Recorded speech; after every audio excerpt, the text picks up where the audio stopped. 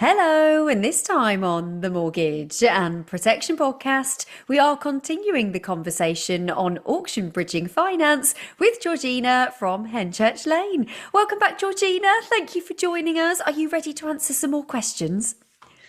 I am, Tessa, yes.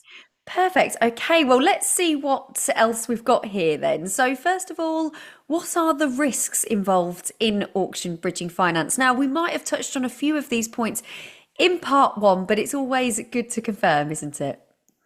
Yes, definitely. And just to go over really what the risks are, because that's one of the main thoughts when going down this route of Mm. lending. So, with bridging finance, the main risk is that they're short term. So, if you're unable to refinance, sell, or repay within the agreed period, Mm. there could be additional costs, or the lender could take steps to recover the debt. So, that's why it's really important to have a clear repayment strategy in place before committing. Mm. Right, okay. So that really is key then. That's something to be aware of. Definitely. Let's look at the next question. So, can auction bridging finance be used for non-residential properties? Yes, absolutely. Bridging finance can be used for a wide range of property types, including commercial, mixed use, or land. The terms will depend on the lender, the property, and again, the exit strategy that you've got in place. Okay, so again, some points to bear in mind there as well. So, people would also like to know, is auction bridging finance available for properties outside the UK?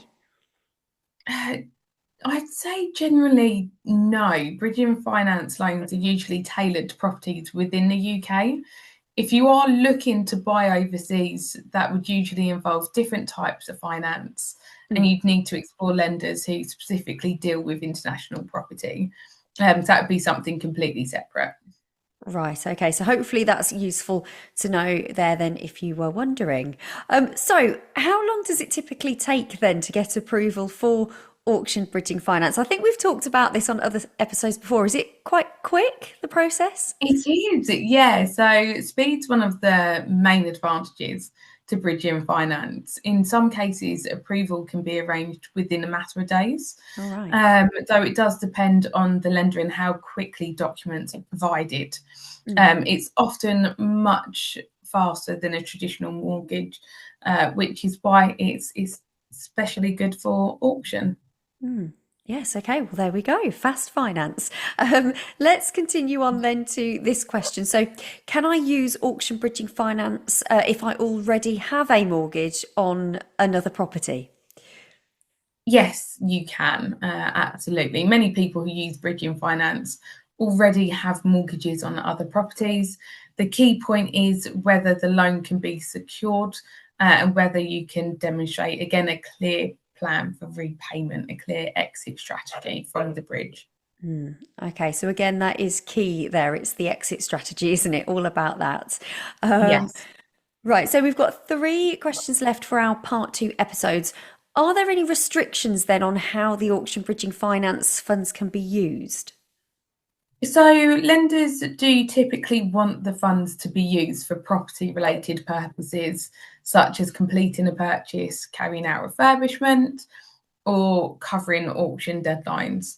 Mm. The specifics vary, so it's always best to check the terms at the outset.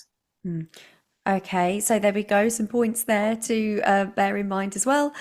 So, what happens if I fail to repay the loan for auction bridging finance on time? What happens then?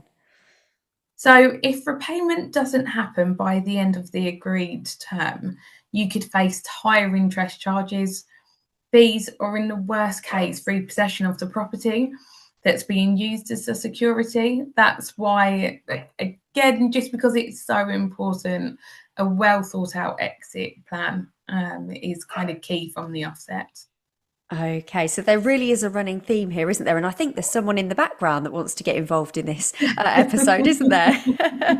There is, yes, yeah. I'm working from home today, and The dog's been so well behaved, but he's Oh. decided now to not do that.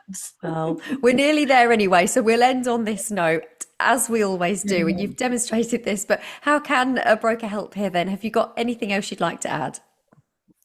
Yeah, so a broker can guide you through the whole process, from explaining your options clearly to helping you find lenders that are suitable for your circumstances, to making sure that you're prepared for auction timelines as well.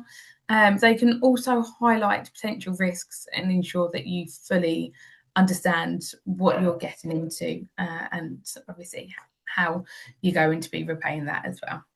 Okay, there we go. Well, thank you ever so much for that. Hopefully, that has proved useful as always. And I'm sure we'll catch you on another episode soon.